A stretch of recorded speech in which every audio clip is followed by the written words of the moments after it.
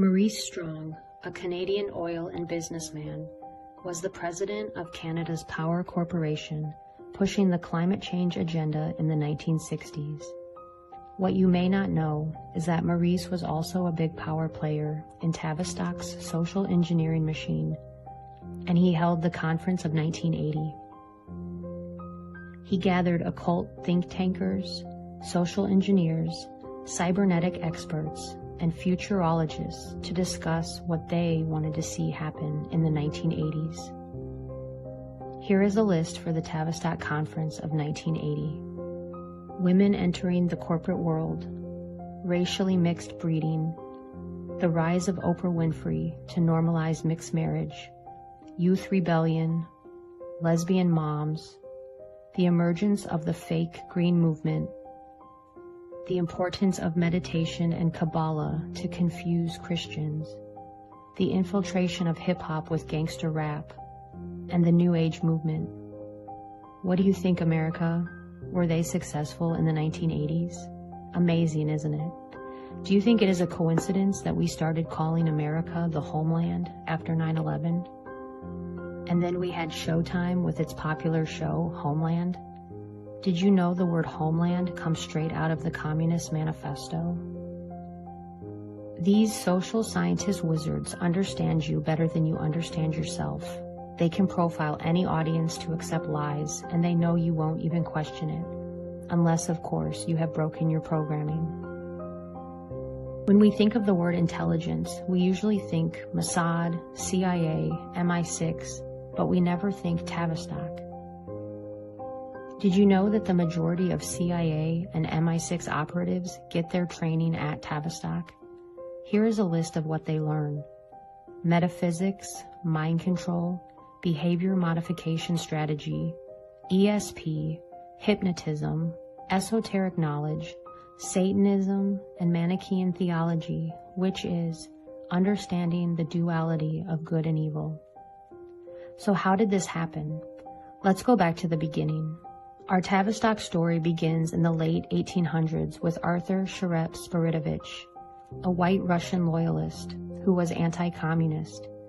He was a Russian general and claimed to be well-versed in international affairs and predicted huge world events.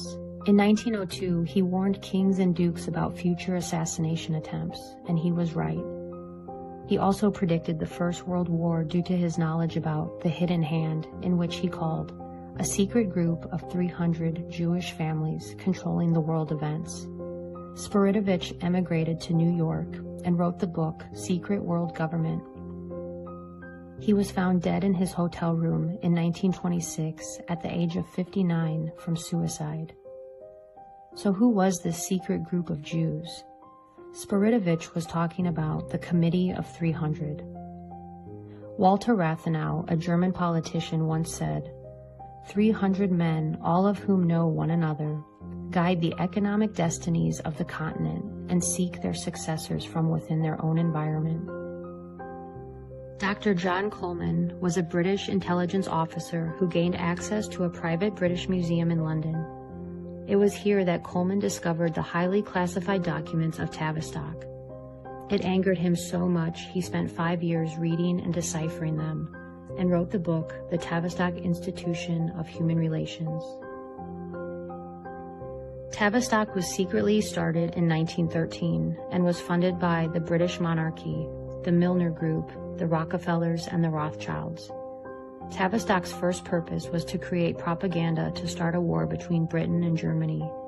The motivation behind the war was inspired by Germany's rapid progress on surpassing Britain with economic power. Tavistock's second purpose was to infiltrate America by establishing a centralized bank, removing the gold standard, and the degradation of women and religion. This group's mission was to establish a complete breakdown of America's values to enslave us. To jumpstart the program, they hired Edward Bernays. Bernays was the nephew of Sigmund Freud and was the father of public relations. He wrote 3 books, Crystallizing Public Opinion, Propaganda, and The Engineering of Consent. Bernays believed people were so irrational, and he believed so strongly in crowd psychology, that he could convince masses of people to do almost anything. Edward Bernays was a Tavistock coach and advisor to President Woodrow Wilson. Wilson ran and won the presidency on the promise that he would keep America out of war. But with the infiltration of Bernays, he persuaded Congress to declare war on Germany and started the First World War. And on December 23, 1913, while all Americans were getting ready to celebrate Christmas, Woodrow Wilson signed the Federal Reserve Act, a law that created the Federal Reserve System, the central banking system of the United States. This led to effectively abolishing the gold standard. It was now 1933, and Tavistock's mission was already 50% complete. The Central Bank of America was responsible for the Great Depression and the global financial crisis of 2007. The Federal Reserve violates constitutional law because their policymakers are handpicked by people behind the Federal Reserve. Their meetings are secret, and there is no transparency to what they are doing. In 1932, an outspoken critic of the Fed, Louis T. McFadden, said, "We have in this country one of the most corrupt institutions the world has ever known. I refer to the Federal Reserve Board and Bank.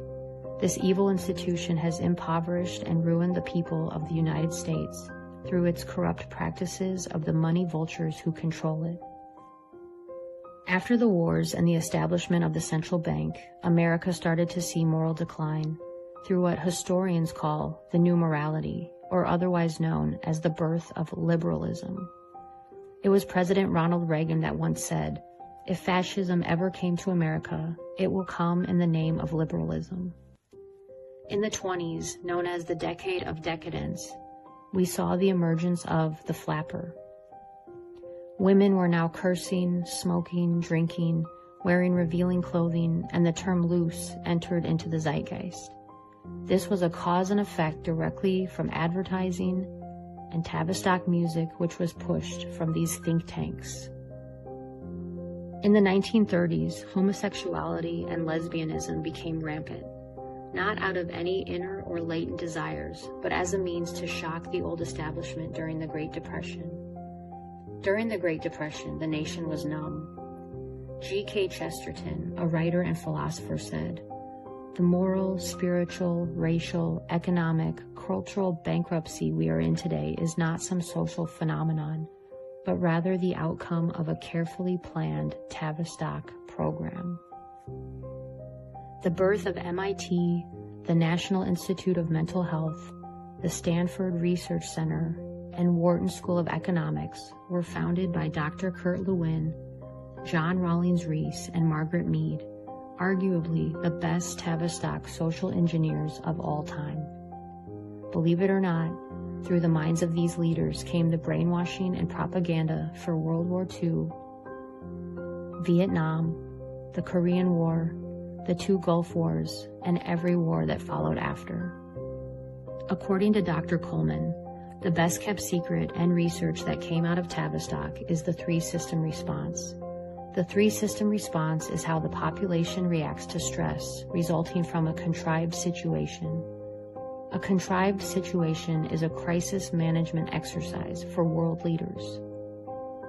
During a crisis, the first response is superficiality, which is the condition that manifests when a group reacts to a threat by adopting shallow advertising and slogans, which they attempt to pass off as ideals.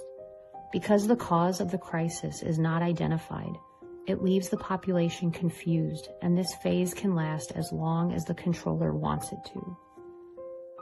The second phase is called fragmentation, in which panic strikes and social cohesion falls apart. This results in society to break up into small groups, forming different attitudes and beliefs due to media manipulation. No one is on the same page, no one is getting the truth, and people become divided and fragmented from each other. This causes civil unrest, protests, verbal fights, physical fights, all caused by humans failing to identify the cause of the crisis. The third phase is called the fantasy trip. This is what Tavistock calls dissociation. In this last phase of the PSYOP, People have been so traumatized from the false flag event that they block it out or lose interest and all hope in humanity. This dissociation causes people to allow their liberties to get taken away, which ushers in communist legislation without a fight. Julius Caesar once said, "Divide and conquer." The powers that be have been using contrived situations and false flag events to shock and traumatize the world since the beginning of time. The JFK assassination, Waco, the O.J. Simpson car chase, Columbine, 9/11, Sandy Hook, the Las Vegas shooting, and don't even get me started on crisis actors. You can research that one. Do you think all of these shootings at schools and post offices, churches, concerts, and shopping malls were all just coincidence? According to Dr. Coleman, they were carried out by mind-controlled subjects who were carefully profiled, sought after, and put on dangerous mood-altering drugs like Ritalin, and controlled by DARPA computer programmers. Remember the national story about Molly Tibbetts, the jogger who disappeared for a month and was found dead in a cornfield from Iowa? At first, her alleged killer said he heard voices in his head, and the media had a heyday with him saying that. Now you cannot find that anywhere on the internet. Did you know Molly Tibbetts' dad was an architect for the Clinton Foundation? He actually designed the orphanages in Haiti. Also, do a quick internet search of killers who hear voices, and it is astonishing. I also recommend the book Programmed to Kill by David McGowan. When I think about what has happened to women in America, it is easy to see how it has been done in hindsight. From the flappers to pornography, we can see that Tavistock is really good at what they do. Remember 50 Shades of Grey? This was another mind control experiment that you could do in your own bedroom. The pain and fear that comes with sadomasochistic sex causes the brain to flow the blood away from its executive decision-making areas, the frontal cortex, which results in an altered state of consciousness in both the giver and the receiver, like doing cocaine. Do you ever wonder why certain books or movies get propped up? This always raises a red flag for me. Herbert Hoover was the 31st president of the United States. He was a Republican and was reluctant to become involved with the Federal Reserve. He believed in strengthening American business and believed that individual reliance on banks would weaken the economy. There is speculation from Coleman that his reluctance caused the stock market crash of 1929, which led America into the Great Depression, as a punishment to him and the American people. Sounds like history definitely repeats itself. Tavistock engineered the Cuban Missile Crisis as an attempt to sell the FEMA program to JFK. It was another rejection by a president, and Kennedy died that same year. Tavistock immediately signed a contract with NASA to ramp up public opinion on space. Ronald Reagan was another president who was reluctant to fall in line and had an assassination attempt on him. During Reagan's presidency, the Committee of 300 had a secret meeting to make sure that after this presidency, they remained in control with their candidates of their choice. So who was next? George Herbert Walker Bush. He was the former director of the CIA and vice president to Reagan. He was a member of Skull and Bones and was married to Barbara Bush, who keeps fetuses in jars in her home, and who is allegedly Aleister Crowley's daughter by a striking resemblance. Bush gave the famous New World Order speech following the Gulf War of '91. Next, we had a Rhodes Scholar, Bill Clinton, and then George W. Bush, and then Obama. With these presidents comes more social engineering, more false flags, and more corruption at the highest levels. John Coleman said, "We have been brainwashed into believing that communism is the greatest danger we Americans are facing. This is simply not so. The greatest danger arises from the mass of traitors in our midst. Our Constitution warns us to be watchful of the enemy within our own gates. These enemies are servants of the Committee of 300 who occupy the highest positions within our government structure. The United States is where we must begin our fight to turn back the tide threatening to engulf us, and where we must meet and defeat these internal conspirators. Trump campaigned hard, and one of his messages was, "Drain the swamp." This is exactly what he was talking about. He wants to remove the evil from within the government. Out of all the presidents, Trump has been the most difficult for Tavistock. He was discussed in a couple of Tavistock journals written by James McKay, the director for Tavistock Coaching. In 2016, he expressed concern that based on Trump's personality, he would be very difficult to coach. And in 2018, he discussed how Trump is like a trickster.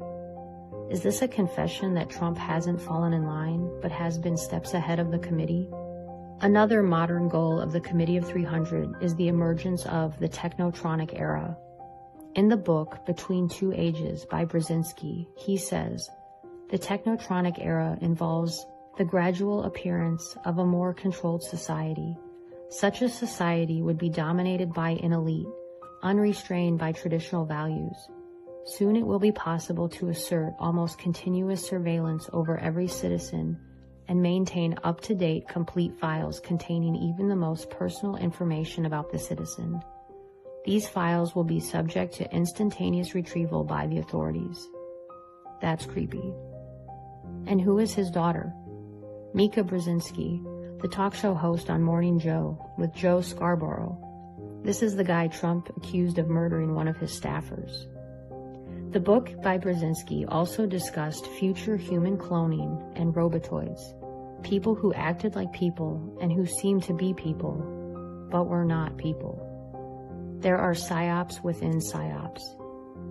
Disinformation is everywhere. Corrupt people run amok in our government. This is Tavistock. Today, people are still distracted with what the elite call the bread and circuses.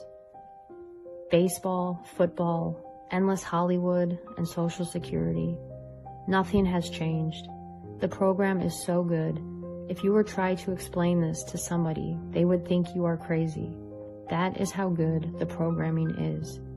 Because after all, if you don't program your mind, someone will program it for you. And it makes me remember the Tavistock whistleblower, Spiritovich, the man who took his own life at the age of 59. Or did he? Did he know too much? In 2020, looking back, it seems to me that he knew a lot.